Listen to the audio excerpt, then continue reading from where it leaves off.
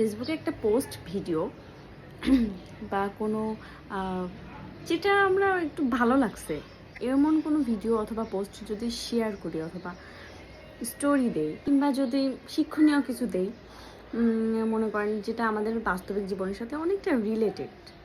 ধরো গতকালকেই আমি একটা স্টোরি শেয়ার করছি, সেটা হচ্ছে আয়মান সাদিকের, যেখানে বলছে যে আপনার কাউকে জবাব দেওয়ার আগে আপনি 1 মিনিট ভাবুন, দেখবেন আপনার জবাবটাই চেঞ্জ হয়ে গেছে অথবা জবাব দিতে ইচ্ছা করছে না। তো আমাদের সোশ্যাল মিডিয়াতে এমন অনেক মানুষ আছে যারা মানে আপনাকে নিয়ে টেনশন করার বা ভাবার অনেক মানুষ আছে। আপনি কি দিচ্ছেন সেটা নিয়ে অনেকে ভাবছে যে হয়তো বা আপনি কোনো একটা এমন সিচুয়েশনের ভিতর দিয়ে যাচ্ছেন অথবা আপনার লাইফে কিছু এমন কিছু ঘটছে যার কারণে আপনি এটা শেয়ার করছেন। কোনো কিছু খুব ভালো লাগা থেকে কেউ শেয়ার করতে পারে না, নিজের লাইফে ঘুরতেই হবে। মানুষ আর আমাদের রিয়েল লাইফে ঢুকে যায় কিংবা জাজ করতে শুরু করে যে কারোর সাথে হয়তো বা ঠিক সেম জিনিসটাই ঘটছে।